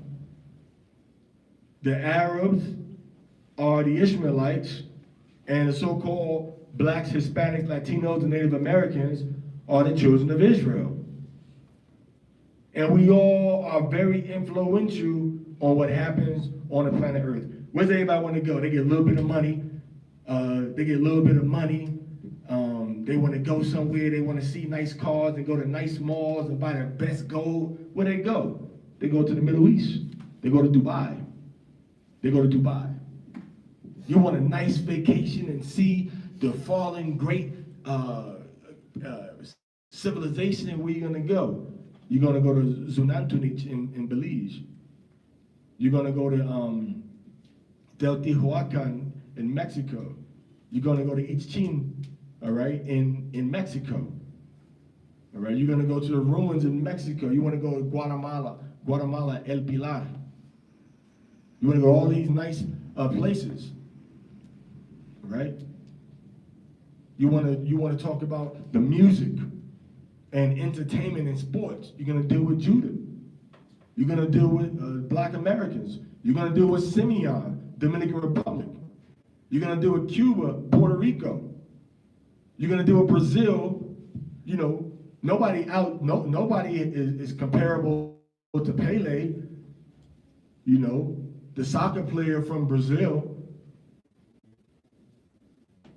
You see? So the Most High have put these three nations, you know, in the mind of everybody all the time, in their cultures. All right? Go ahead. I will make him a great nation. So Ishmael is going to be a great nation. Go ahead. My covenant will I establish with Isaac. But he's only going to make the promise, the covenant, with Isaac. Right? With who? With Isaac. With Isaac. Yatzachak. Which means he laughs. All right? He laughs. Go ahead. Which Sarah shall bear unto thee at this set time in the next year. So she's going to have a baby, and that baby's name is going to be Isaac. Go ahead. And he left off talking with him. Mm-hmm. And Lecha went up from Abraham. And Abraham took Ishmael his son, and all that were born in his house, and all that were bought with his money, every male among the men of Abraham's house, and circumcised the flesh of their foreskin in the selfsame day as Lecha had said unto him. And Abraham was 90 years old and 9 when he was circumcised in the flesh of his foreskin. And Ishmael's son was 13 years old when he was circumcised in the flesh of his foreskin. In the selfsame day was Abraham circumcised, and Ishmael his son. And all the men of his house born in the house, and bought with money of the stranger, were circumcised with him. So those that were born, like Eleazar, those that were bought, that he said, okay, when he made and brought him into his house, and those that come from his loins, we all have to be circumcised. All right? We all have to be circumcised. Okay? We all have to be circumcised. All right? So that's a covenant. So you getting circumcised at 13? Man, come on, bro. Dude. Most High say 8 days. Show the baby some love, man. You a big behind boy, man. Remember and think about the pain that happened to you. So the Most High said, nah, do it in 8 days. Ishmael, no, we're going to do it when he's 13. That's what that Muslims did. But nah, they can't do that, man. The Most High said, 8 days old, that's it. We got chapter 54:1 through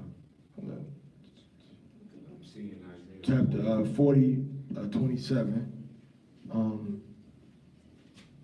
seeing Isaiah 40:27 to 41. Yeah, good morning. Coming in with a bang, huh? All right, let's go there.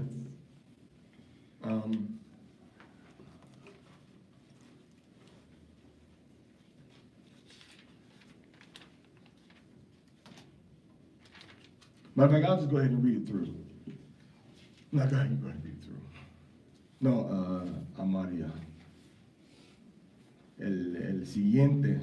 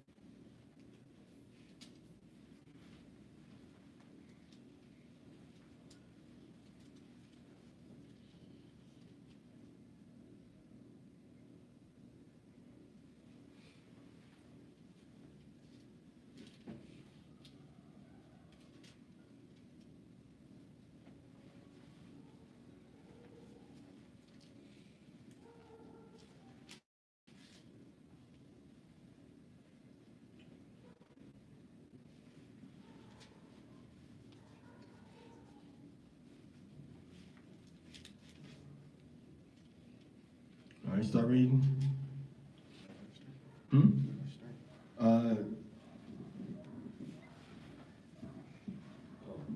Isaiah chapter 40, verse 27.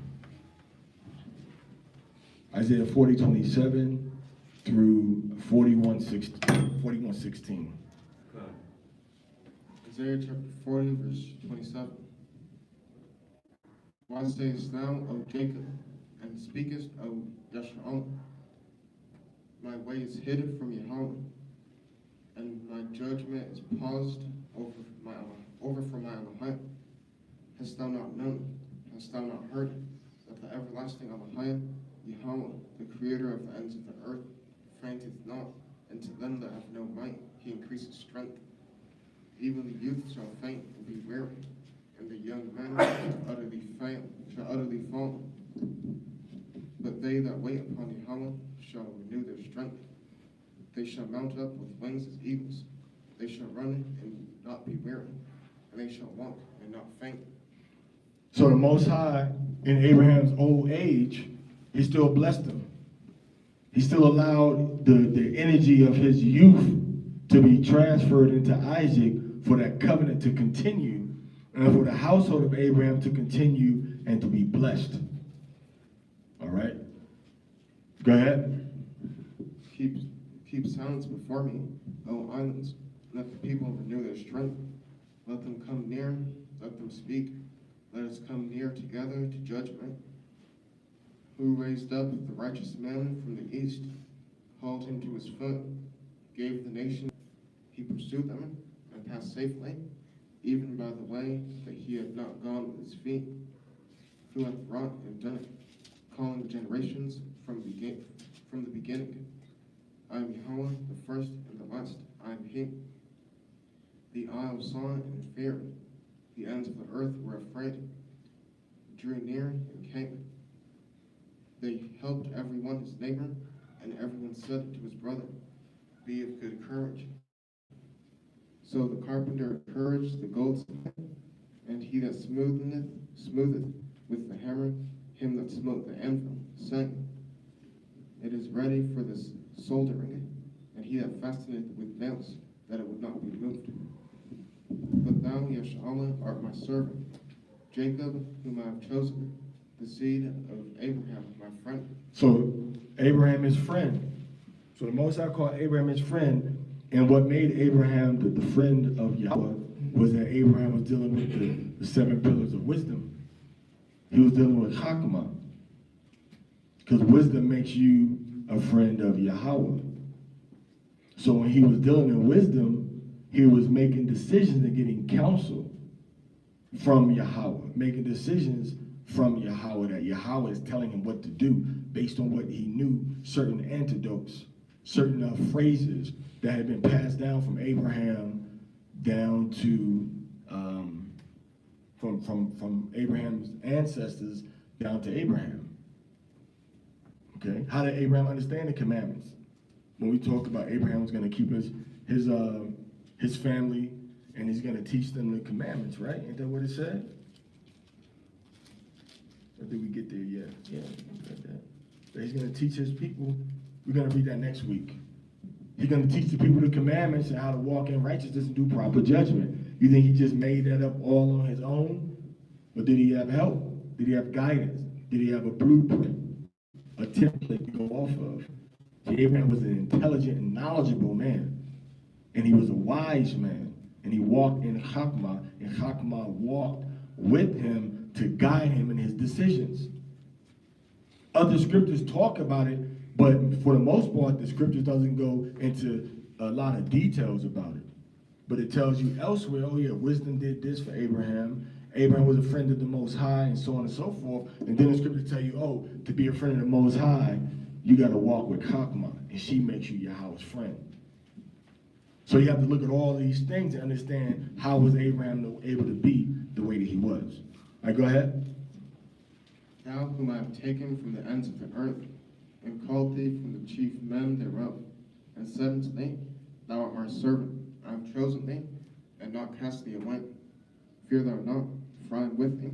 Be not dismayed, for I am thy Elohim. I will strengthen thee, Yea, I will help thee.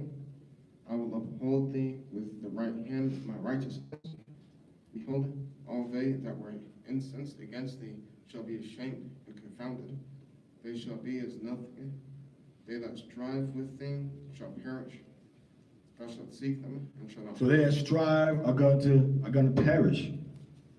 All right? When people strive against us, they striving against the Most High.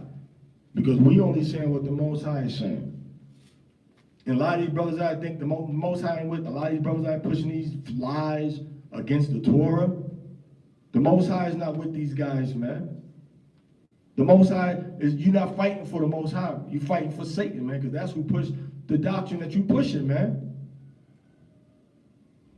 You see? You pushing different doctrines and different ways of doing stuff and different ways of worshiping the Most High, which go against what the scriptures say. You think the Most High is really with you? You think the Most High is really fighting for you? You think somebody come against you, they're coming against the Most High? Like the Most High is really in your corner. Satan talks about the Bible. Satan gets up every morning in churches across the world and he preaches. Satan gets up every Saturday, every Sabbath, and goes into the synagogue, goes into the mosque. Every week, the servant of the Most High. So they're not striving for the Most High, they're actually working against the Most High. Okay? All right, go ahead, call your verse. Verse 12. Thou shalt seek them and shalt not find them, even them that contended with thee. They that war against thee shall be as nothing, and as a thing of naught. For I, Yahweh, thy Elohim, will hold thy right hand, saying unto thee, Fear not, I will help thee. Fear not, thou worm of Jacob. Worm meaning we in a lower state. No power. No power. No strength. Just a worm.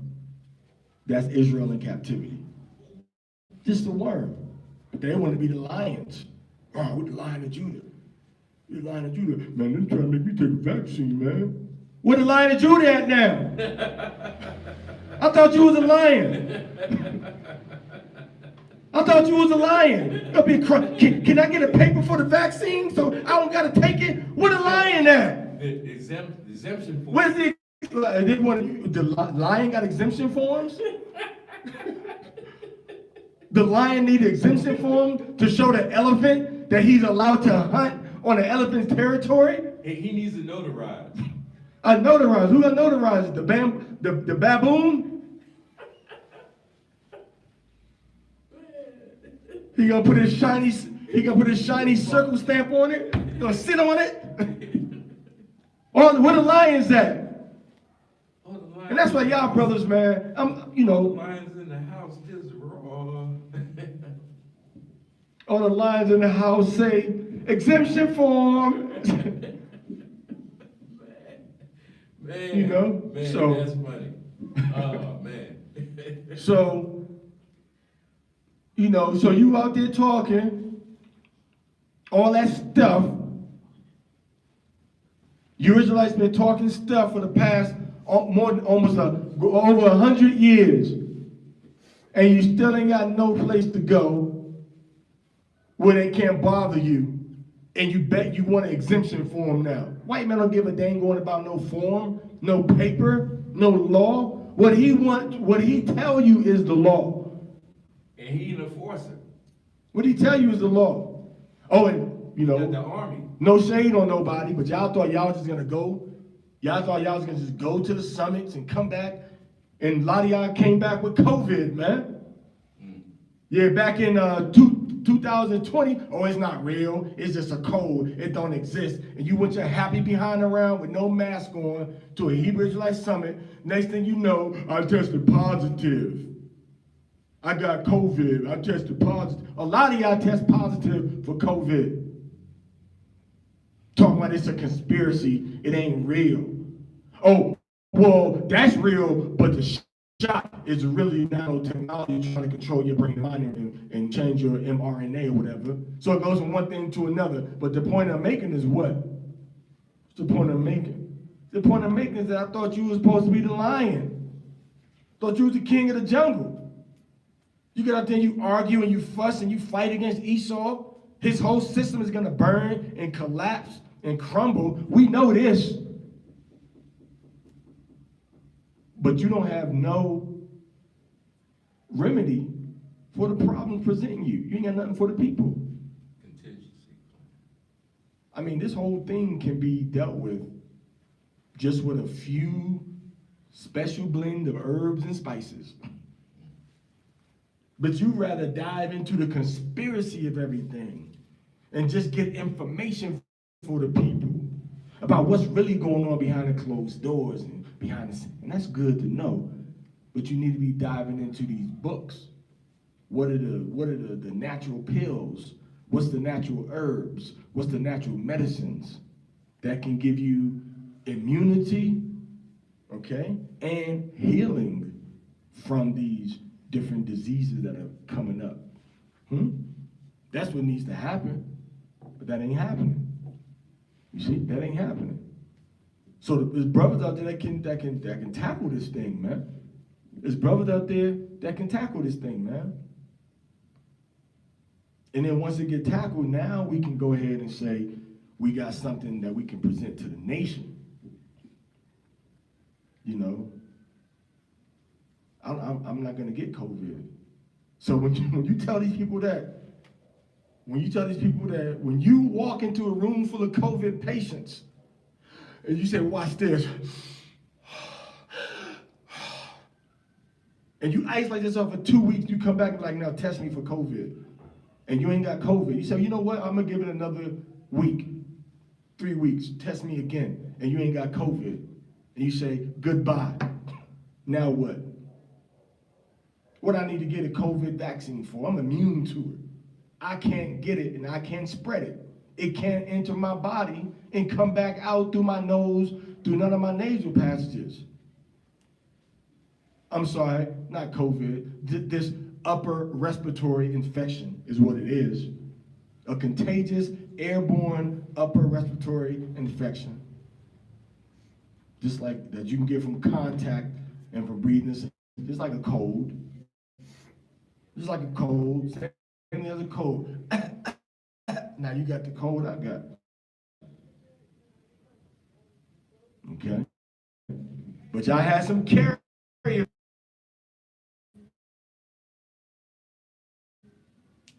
When you get COVID, what happened? You got them underlying conditions, so now you got a bigger problem to worry about because you never adjusted that underlying condition. You thought you had eternity to deal with. You thought you had, it ain't gonna affect you. So if you got high blood pressure, if you got diabetes, if you got hypertension, and you catch this thing, it's gonna be harder to get rid of. You may be able to get rid of it, but your immune system is not gonna be ready to deal with things. Those conditions are gonna get worse. See? But this line, where the Lion of Judah at now? Where the Lion of Judah? And my thing is like, bro, like, do you love America that much? I mean, when I first left out of America, it was to go teach our people in different parts of the world. It wasn't no COVID. Things was good in America. You know what I'm saying? Things was good economically, financially. It was good. When I came back up to America, man, I think in the club it just came out with 50 Cent. In 2002, I came back up to America before some of y'all was born. In 2002, came back up. It was, I had a good run up there. Money was good, business was good, right? But we had to go teach our people in different places. But now, you not me. Now you got a reason, and y'all still trying to hold on to the little bit of Babylon that you can. What you think is Babylon? Oh, well, you know what you think is Babylon. Because it's crumbling, but they holding on to it. When you could cut off, be like I'm gonna have to be like Kevin Samuels, man, so I can hit my little sound bites. Hold on to your love, you got to hold on. Don't you never leave your lover alone, no, in Vogue. Hold on, y'all trying to hold on to that love of Babylon, right? Trying to get that little bit of milk off the breast. You know how the baby, all y'all was babies, and you go to sleep on your mother's breast drinking the milk. You be dead asleep in a slumber, snoring with the nipple in your mouth, just knocked out. And then as soon as somebody try to push you off, you want to wake up, you want to get the rest of the milk out now. I gotta get the rest of the milk, but you sleep. And you ain't even getting the milk. You know what it is now to you? It's just a bobo now. It's just pacifying you now. It's a bobo. Okay, it's a bobo. So I don't understand why. I'm not advocating you just trying to say, oh, I'm gonna leave America and all this and that and the other. I'm just saying, get out the urban areas. I'm just saying, get with 4 or 5 brothers, get some land.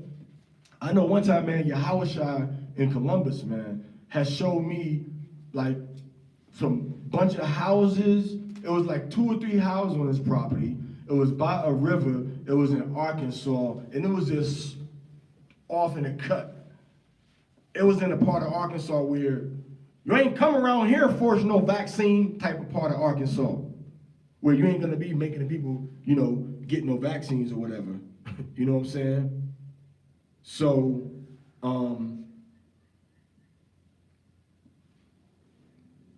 so now, right? It was easy. It wasn't really that expensive either. When y'all gonna be like, you know what, man? What is America offering? What is the urban areas of America offering? What you got? What you need? Land, water, and wood, and you good.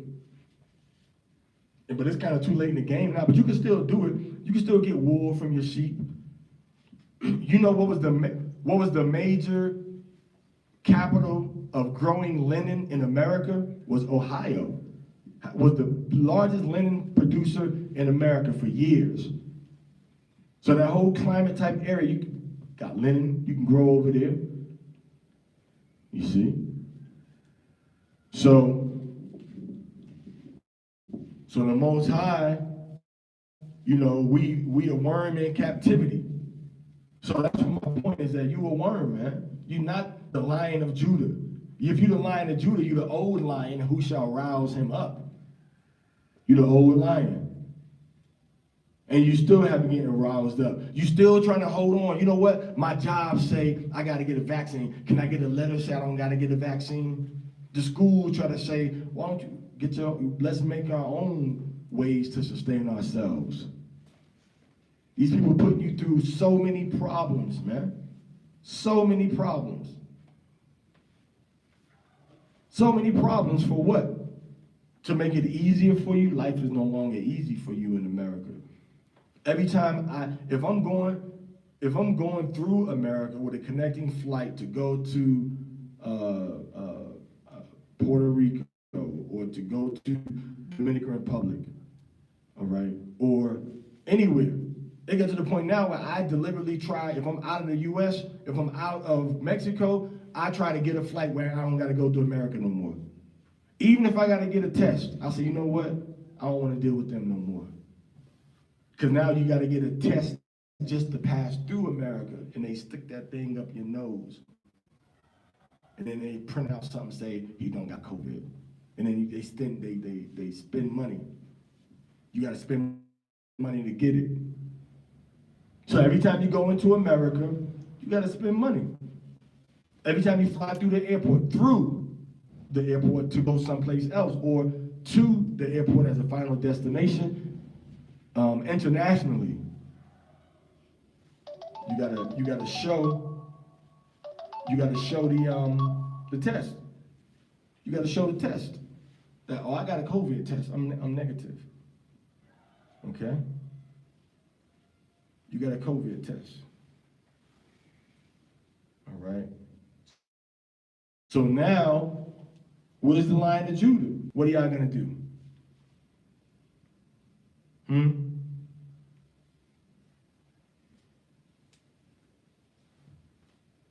What are y'all gonna do?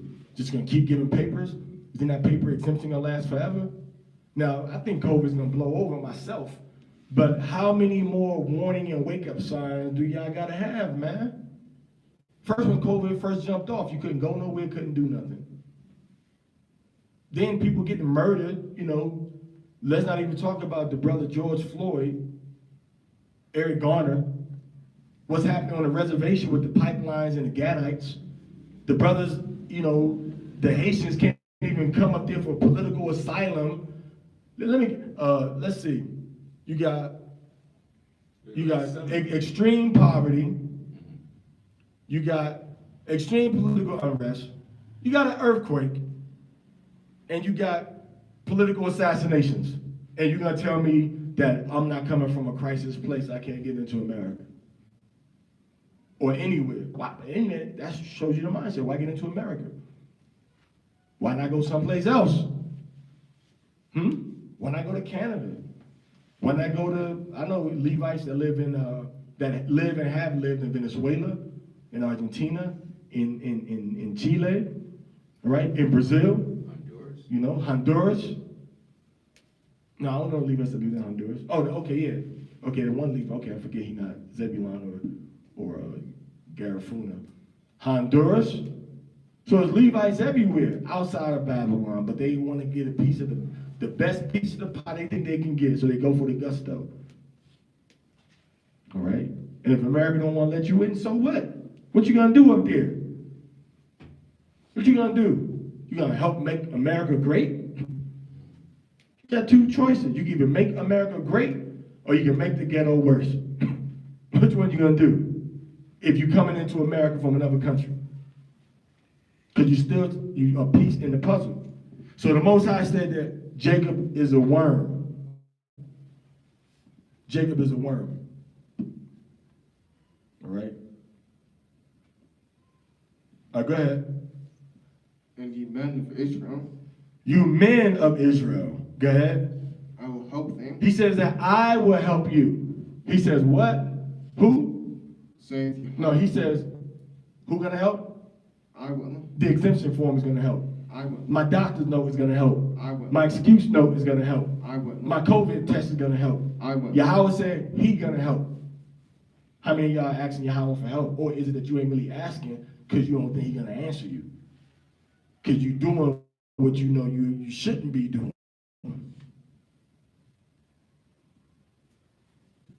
Behold, I will make thee a new sharp threshing instrument, having teeth, and thou shalt thresh the mountains, and beat them small, and shall make the hills as chaff. Thou shalt fan them, and the wind shall carry them away, and the whirlwind shall scatter them, and thou shalt rejoice in Yahweh, and thou shalt glory in the Holy One of Yeshua. So we're going to glory in Yahweh. We're going to glory in Yahweh. Now go ahead. That's it, right? You got one more verse, okay. Go ahead. When the poor and needy seek water, and there is none. No, you're on 17 now, right? Come. No, I'm sorry, 16, my bad. 16. All right, so we do with that. All right, we finished with that. Oh, you should have came up, right? No, you just had read, right? So he should have went up, right?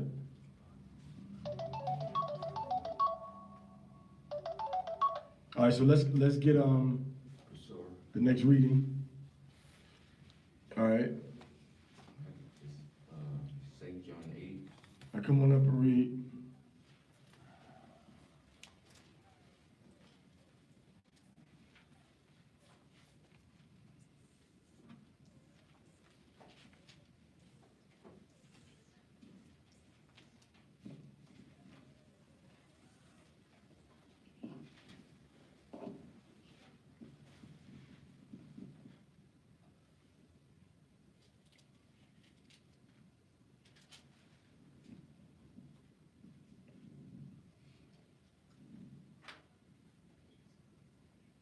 John chapter 8, verse 1. No, 51. John chapter 8, verse 51 through 58. John chapter 8, verse 51. Verily, verily, I say unto you, if a man keep my saying, he shall never see death. Then said the Jews unto him, now we know that thou hast a devil. Abraham is dead, and the prophets, and thou sayest, if a man keep my saying, he shall never taste of death. Art thou greater than our father Abraham, which is dead, and the prophets are dead? Who makest thou thyself? Yahushua answered, if I honor myself, my honor is nothing. It is my Father that honoreth me, of whom ye say that he is your Elohim. Yet ye have not known him, for I know him. And if I should say I know him not, I shall be a liar like unto you. But I know him and keep his saying. Your father Abraham rejoiced to see my day. Because the seed was promised through him, and your seed shall all nations be blessed. Talking about Yasha'Allah, and talking about Jacob, and talking about the nation of Yasha'Allah, the man Jacob, through the man Joseph, as well as Yahweh HaMashiach. And he saw it and was glad. Then said the Jews unto him, thou art yet not 50 years old, and hast seen Abraham. Yahushua said unto them, verily, verily, I say unto you, before Abraham was I am.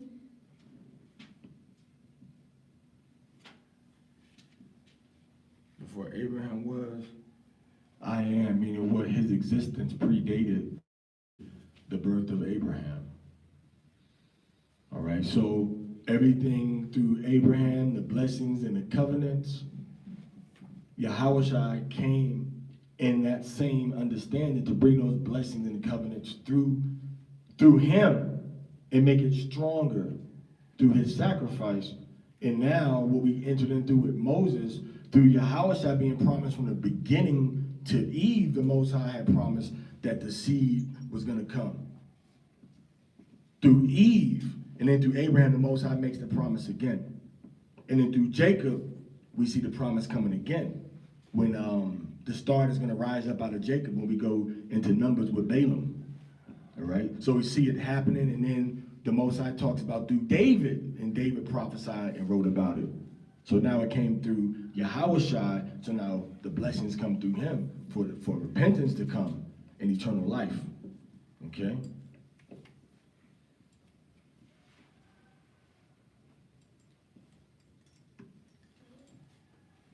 Okay? That was verse 58. Okay. So you went beyond and above, or was it 57, 58? 58. All right, 58. Okay, all right, that's the Torah reading for today.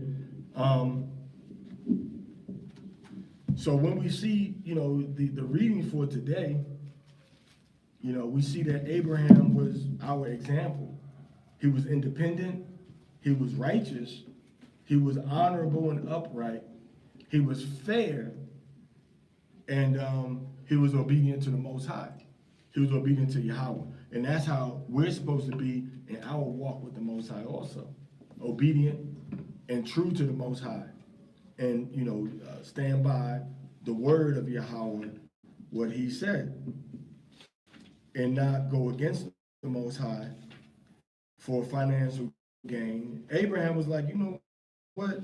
I'm going to be good either way. So if you want to go, was going to be with him. The Most High is going to be with him.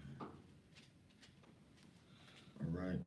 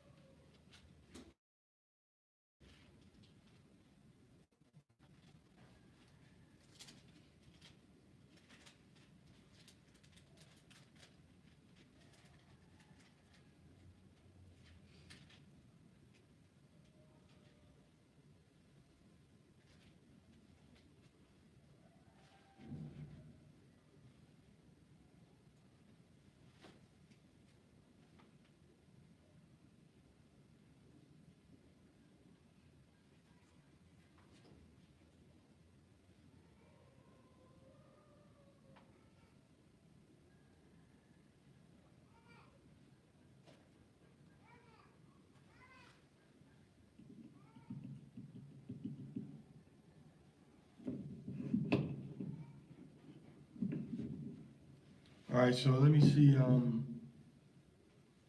let's see,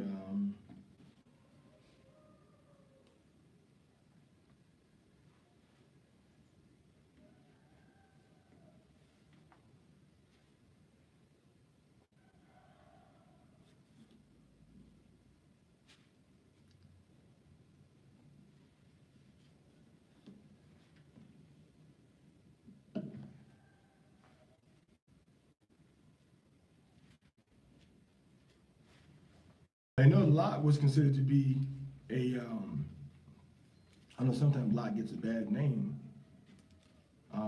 but Lot is considered to be a righteous man. Sometimes people think that Lot was bad or Lot wasn't righteous, but the scriptures clearly calls Lot, Solomon calls Lot. The Most High said that Abraham was his friend. And in order to be a friend of Yahweh, you have to be walking in wisdom. You have to walk in wisdom, okay? You have to be a student and a servant of wisdom, okay? And again, wisdom, in the Wisdom of Solomon, chapter 7, verse 27, it says, and being but one, she can do all things, talking about wisdom, and remaining in herself, she maketh all things new, and in all ages, entering into holy souls, she maketh them friends of Yahweh and prophets. For Yahweh loveth none but him that dwelleth with wisdom. So wisdom is what made Abraham the friend of Yahweh. All right. So when wisdom was the friend, wisdom made Abraham the friend of Yahweh, because wisdom was pleased with the things that Abraham was doing. Wisdom was satisfied with the life that Abraham was living. Okay? Wisdom saw that Abraham was, an upright man, and he was diligent, and he was walking in her. Okay? And he was not making excuses. He was not falling short and saying, well, it's okay for me to fall short. All right? It's okay if I don't keep this commandment. Okay? The scripture says, what shall we, Romans chapter 4, what shall we say then? That Abraham our father, as pertaining to the flesh, hath found? Okay? It says, for if Abraham were justified by works, he hath whereof to glory, but not before Yahweh. For what saith the scripture? Abraham believed Yahweh, and it was counted unto him for righteousness. Okay? It was counted unto him for righteousness. Cometh the blessingness then upon the circumcision only, or upon the uncircumcision also? Because Abraham was not circumcised when Yahweh called him in. All right? For we have faith. For we say that faith was reckoned to Abraham for righteousness. How then was it reckoned? When he was in circumcision or in uncircumcision? Not in circumcision, but in uncircumcision. And he received the sign of circumcision, a seal of righteousness of the faith which he had, yet being uncircumcised. So Paul's telling the Romans that even though y'all not circumcised, your faith in Yahweh is still being credited to you. Okay? So Abraham is the father of the circumcision. Okay? And also, let's not forget about the faith of Abraham. All right? The faith that even Paul talks about in other places. So he had faith that the Most High is going to do everything that he said. All right? So with that, we're going to go ahead and shut it down, right? All right, so Shabbat Shalom to everybody. All right, we got some issues to take care of down here, real quick, in righteousness. So, Shabbat Shalom, and hopefully see you all again sometime soon. Bye-bye now, everybody.